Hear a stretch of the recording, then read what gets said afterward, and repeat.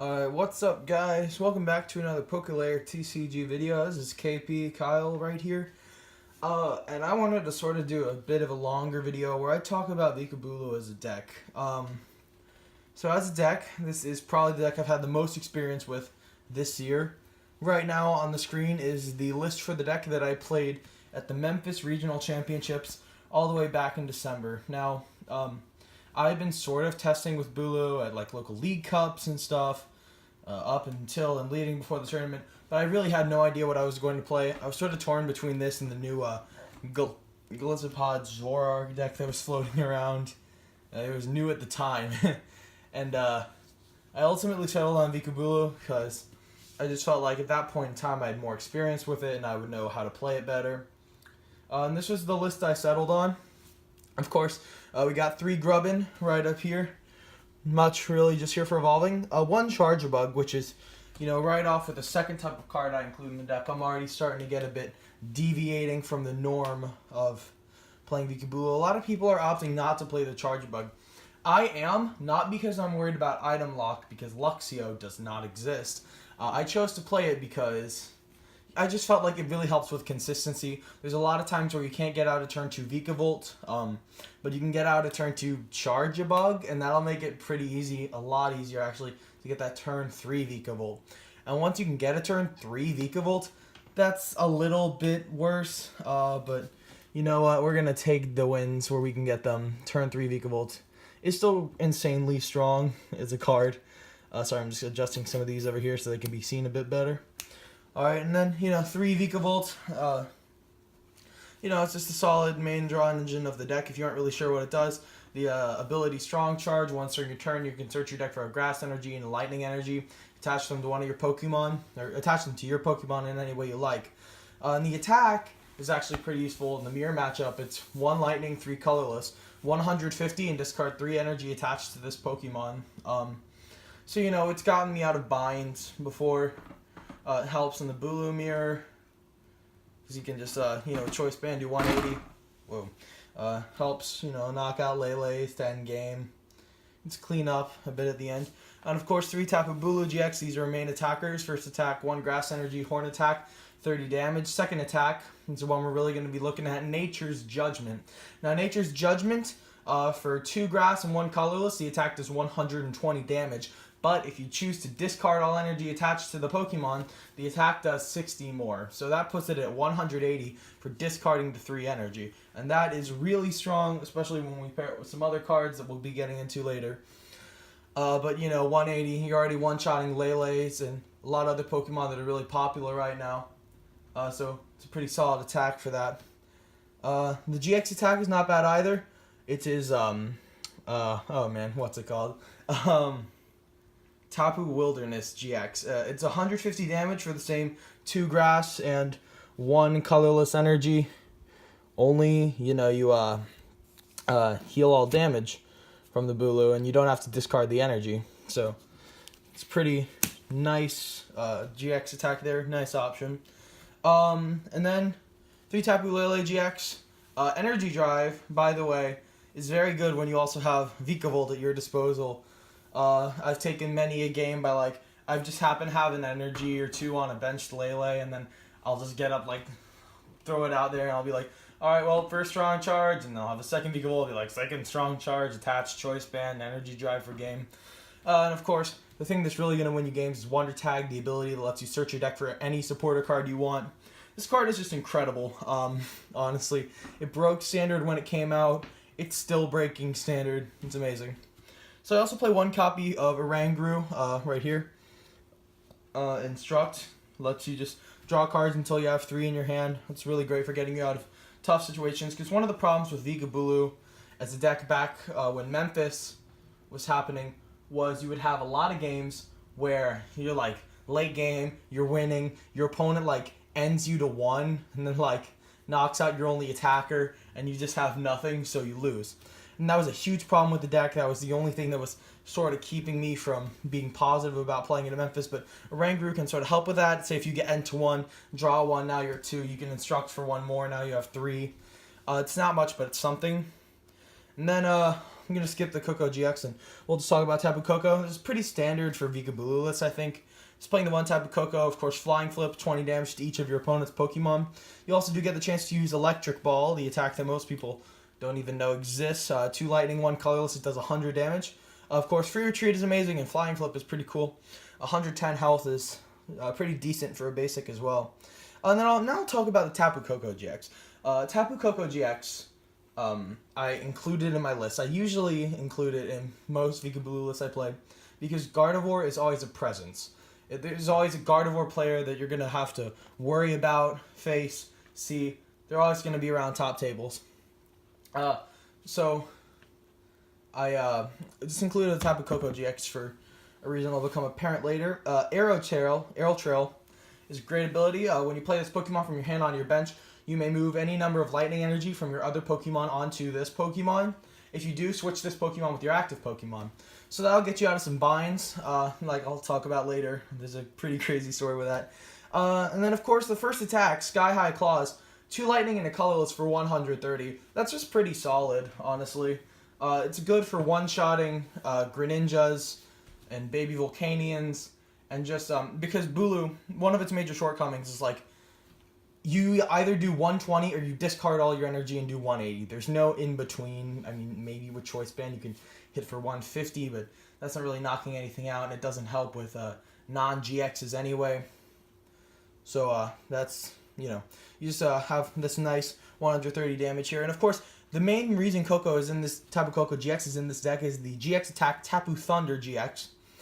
This is, by the way, the only deck I've seen to include 3 Tapus. I don't think any other deck could manage it logistically.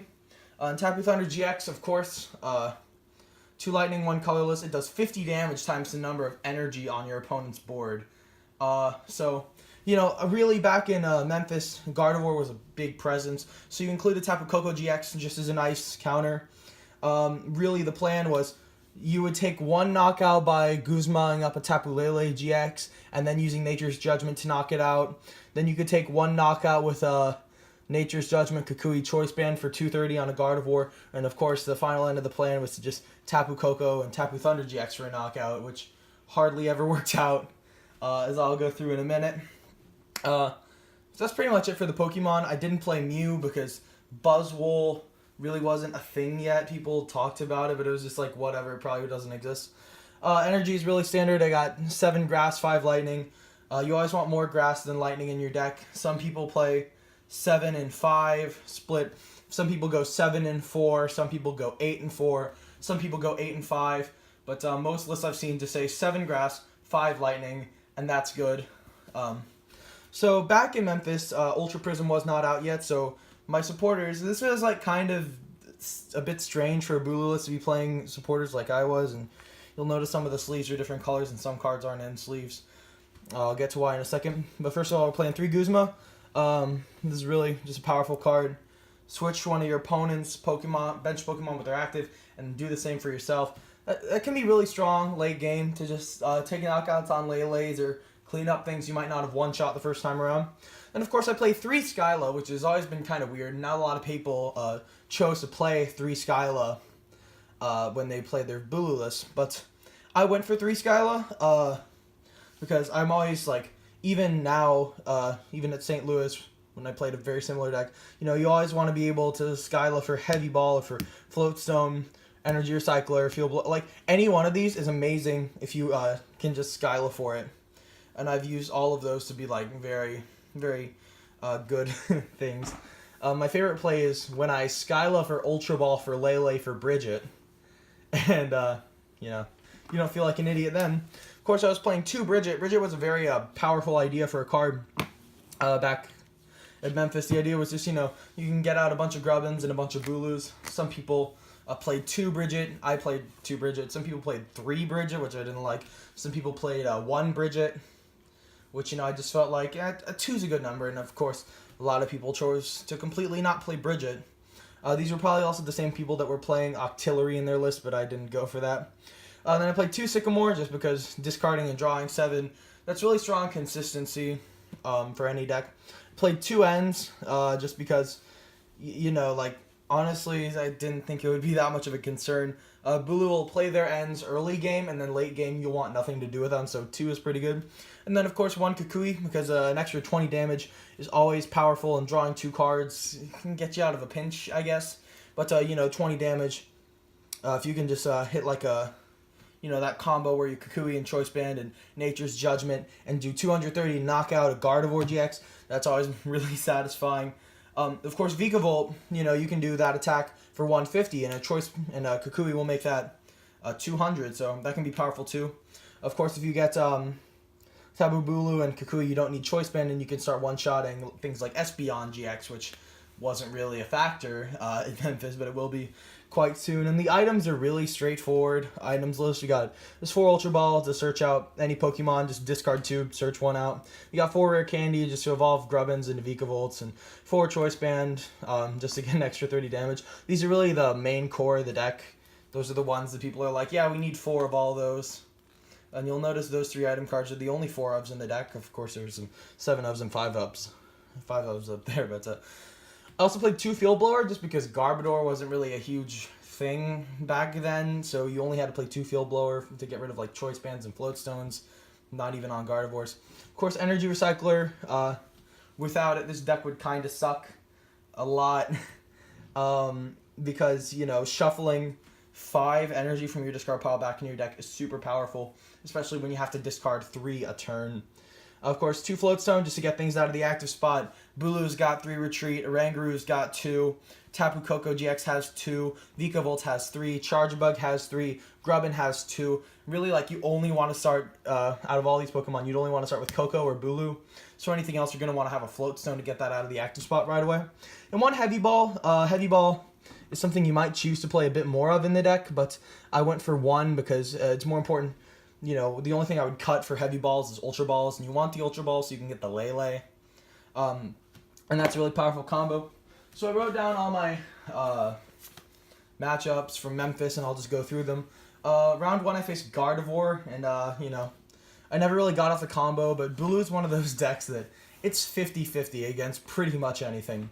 So, I did the thing game 1 where I was just Guzmaing up Lele's and taking kills, and they couldn't really ever get the 5 energy Choice Band or 6 energy to one-shot a Bulu, so I was coasting pretty easy there. Xerneas Break, I tied. It was another situation where I just started hitting Xerneas Breaks every turn. I got way too consistent in game 2, but game 1 they were dominating, and we sort of just ID'd because we knew we had a minute to finish shuffling in game 3. Round 3, I faced Vikabulu. He was playing an Octillery variant, which I don't like. I feel like Octillery variants make you lose the mirror match. It just adds another stage 1 line to the deck, and that is something this deck doesn't need, because the only thing I could think of is if I was going to add a 1-1 line, I'd probably cut this Chargebug and the Oranguru, but then Oranguru, in my opinion, is just better because you can just put it down or bridge it for it. Round 4, I faced Zoroark, Lycanroc, and that was supposed to be a really good matchup for me, but I just sort of hit those Bulu hands, Round 5, I'm really sorry, but I actually cannot remember what I played. I think it was Gardevoir, but I have no idea. All I know is I won that round, and I'm 2-1-2 in the tournament right now at this point. Round 6, I faced Golisopod Garbodor, which is not supposed to be a match that you win, but I did win it somehow. And my opponent was just dead drawing harder than I was, and that's one of my problems with Golisopod decks, which is why I don't play them that often, is because I always dead draw with them, and I've never done well with the Golisopod deck in the past. Round 7, I faced Gardevoir. This was really close. Tapu Koko GX really showed its stuff here. In both games 2 and 3, but we went to time, so I'm 3-1-3. Round 4, I faced a Zoroark Lycanroc deck, Trainer Wolf. Pretty cool dude to meet up with. I think he was one of the first players to use the Vikabulu deck back at Madison Regionals in 2017. But I beat him because you're supposed to beat Zoroark Lycanroc. That's honestly why I chose this deck, because you can just use Bulu and one-shot Lycanrocs without discard, and use Bulu to one-shot Zoroarks with Choice Band. In round 9, I faced Volcanion, and I won because you pretty much win that matchup at this point in the meta. So I won 5-1-3. which was enough to get me 107th place in the tournament, which I was really happy about, which was 40 championship points. So now I'm going to show you how much I had to change to make this deck viable for before St. Louis regionals. So first thing I did was took out this Coco. I never used Flying Flip, and Free Retreat was sort of not really a thing. I took out all of these, and that was really all I took out. And then for stuff I put in, I added one Mew, because I felt like Mew was going to be a much more relevant card. I felt like Buzzwole was going to be a thing I would actually have to face in the course of the day. And of course, Free Retreat's good anyway. Mew did save me a couple times, being able to hit for weakness on a Buzzwole. There's actually a pretty interesting scenario. I was against Buzzwole Lycanroc, round 3. Game 1, my opening hand was Grubbin, Charjabug, Vikavolt, Rare Candy, Choice Band. And I just play the Grubbin, he takes a 3-minute game, turn 1. I play Grubbin and I'm just pass. And then turn 2, he's got a Lele stuck in the active this whole time. He can't do anything. And he's just pass, and he's setting up stuff on the bench, and Rare Candy, Vikavolt, and I think I drew Tapu Coco GX that I don't want to bench. Yeah, I don't remember what I drew. I think I drew another Choice Band or something. I drew the Coco later. I Rare Candy, Vikavolt, Strong Charge. I put the 2 energy on the Vikavolt. I'm just pass, and I'm okay, yeah, I'm probably gonna lose, but he doesn't have the energy or the way to retreat the Lele, so he has nothing. So then I draw, and it's the Mew. So I bench the Mew.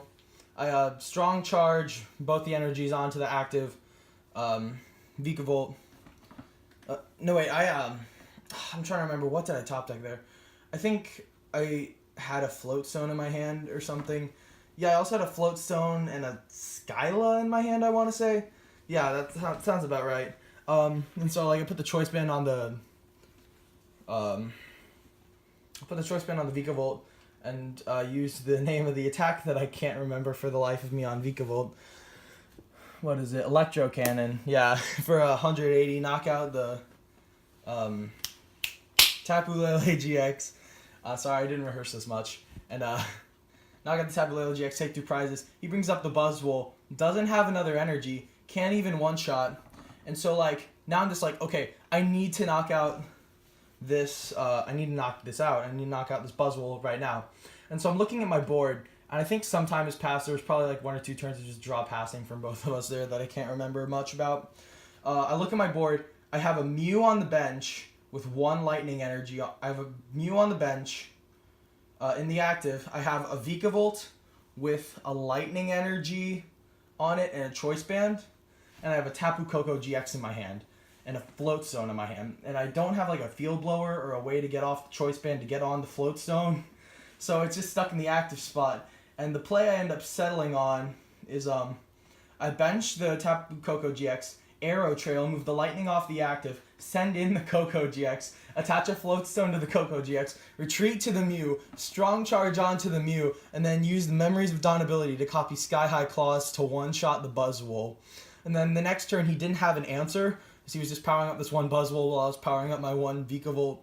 And, so he doesn't have an answer, can't knock the Mew out, and I just take another knockout with Sky High Claws, copying on Mew. So that was ridiculous. And using it definitely made the Buzz Rock matchup better. I ended up facing it 3 times that day, so I'm really glad I included the Mew.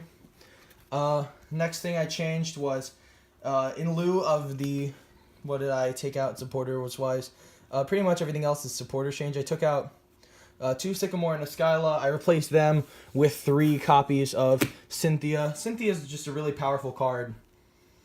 Being able to just shuffle in and draw 6. It's honestly what made Bulu a pretty good play for that tournament. Just because it pretty much wouldn't happen anymore that you would just get end to 1 and lose. Because before the problem I would have is I would get end to 1 and then the 1 card I draw is N. So, but if the 1 card I draw is Cynthia instead, well, that's not a problem anymore. And, you know, it's just really powerful draw support. I don't have Sycamores anymore because discarding stuff is bad and shuffling stuff in and having it later is good. And then I added 1 copy of Lily in place of the other Bridget. Lily's really good because, like, it's better than Bridget in some cases because I would, like, have games where I would just start, like, 2 Bulu, 2 Grubbin, and I'd be like, I guess I don't need Bridget. And so you could just, like, Lele for Lily and then, you know, draw however many cards, like, up to 8. And that gets you having a really much better board setup. And so, yeah, that's the 60 cards right here I played. You'll notice that the energy doesn't change. 1 Pokemon changed and none of the items changed. So, I'm going to go through my matchups here. You'll notice a pattern. So, round 1, I face a Vikavolt list. He just sort of hits the Bulu hands that we all know too well. So, you know, I win that matchup by 2-0 him, I think. The Mew helped. The Tapu Koko GX helped at one point. And just being a more consistent Bulu list really helped overall. Round 2, I faced Espeon Garb. My opponent ended up going 7-2, making day 2. Local player, pretty cool guy, Nick. And, yeah, he was playing Espeon Garb. I didn't know he was playing Espeon Garb. He started with just Tapu Lele GX. And I was thinking, oh, well, I don't know what this is. And I Ultra Ball, and I discarded a Field Blower and a Skyla, which is about the worst 2 cards I could have discarded. Because later I won't have the Field Blower that I need to knock tools off the Garbodor to, you know, use my strategy. And I also later won't have the... Skyla to search out my other Field Blower. So that was a pest, and I lost that round. Round 3, I was facing Buzzrock, which is when the thing with the Coco Mew Vikavolt happened. Pretty crazy, because, like, considering that opening hand, I managed to come back from it. Like, the first 2 turns, I was just like, I just have to scoop this game. I have to just scoop it, go to game 2, and I can win that, in game 3, and I can win it. But I ended up just 2-0ing him. Match-wise, a win-win. Because I just had it, like... You know, so don't give up. Don't give up too easily. You need to know when to hold them, when to fold them. It was the right time to hold them. I won that match. Round 4, I faced Zoropod. I lost, mostly because one round I just sort of hit Bulu hands, or one game I just sort of hit Bulu hands, and the next game he caught on and just started using Armor Press every turn, which is really annoying because to one-shot something that's just used Armor Press... like, I have to do 230, so that's like Nature's Judgment with Kukui and with Choice Band, so that was hard. Round 5, I faced another, that's where I lost. Round 4, I'm 2-2. Round 5, I faced another Zoropod. This one just went better for me. He sort of dead drew game 1, and game 2 I just sort of had, like, better luck with, like, getting Guzmas to knock out Lele's and Zoroarks, and it just went better for me. Round 6, I faced Espeon Garbodor. Again, didn't know it was Espeon Garbodor. Game 1, he just started Lele. I Ultra Ball away another Field Blower, clearly not having learned my lesson the first time. And the other one was prized. So, that was fun. I lost that one pretty easily. Round 7, oddly, my opponent was a no-show. I don't even know how that happened. I think, like... Yeah, he was like 2-2-3... or something like that, 2-1-3 maybe, so we had kind of the same record and same number of points. He didn't show up. I later found out he was playing Buzzrock, because Arlo had faced him, like, round 1. Round 8, I'm facing another guy. He's pretty cool. He was playing Buzzrock, too, and he started dead drawing, and, like, there was one point in the game where, like, game 2, I only taken 2 prizes, but it was just really clear that I had a dominant board position, so he scooped, and I'm 5-3. Round 9, you know, I'm coming into round 9 thinking, okay, well, I don't know if I can chance this. My opponent offers me an ID. One kind of because he has a paper tomorrow due, or not paper, like an online quiz due by 11, and it's like 10 at this point. And it might be like 9:30 to 10. And I'm just thinking, well, 5-3-1 makes 256 for sure. 6-3 makes 128, maybe, but makes 256 for sure. 5-4 makes nothing. And so we play game one. We're setting up, and I'm just like, I'll think about it, man. And we're playing game one, and we set up, and they say you can start. And I flip over. I got like a Bulu and a Grubbin, and he's got like a Buzzwole GX and a Rockruff, and I'm thinking, oh my gosh, I can do it. I can go 6-3, which would have tied my record for how I did at Memphis. But I kind of get destroyed game one. Game two, it's more of a long, drawn-out thing that I pull out at the end, and he told me what time it was at the start, and it was like, we're 1-1, and it's just like, I was like, how much time do we have left? And he was like, 5 minutes, and we're shuffling. I'm like, yeah, I'll just take the ID now. So I went 5-3-1. Honestly, I'm pretty satisfied with that. I only had one round go to time, which is huge considering in the last tournament I had 4 rounds go to time. One of them I did manage to win in my allotted +3. But yeah, which that was kind of weird to me.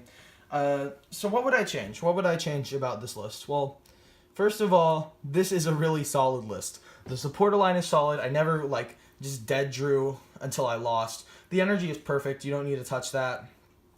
The Pokemon is mostly fine. Honestly, I would cut a Ranguru. I've used Instruct maybe once effectively, and I never like did the play where you could bridge it forward on turn 1, and like it just never helped me. And in place of that Ranguru, I'm gonna add one more Field Blower, just because Garbodor is gonna have a bigger presence now. The biggest presences in the game are going to continue to be Zoroark, Golisopod, Dex, which is an alright matchup. It's like 50-50, I'd say. The other big deck is going to be Buzzrock, which you have a really good matchup against. And then there's going to be like Espeon Garb and Buzzwole Garbodor variants, which is why I'm adding the next Field Blower. But yeah, that's pretty much it. This deck is honestly really solid. It's what I've been playing for a while, and I'm likely going to play something close to this list for Charlotte Regionals coming up in March, and I just might continue the whole season playing it.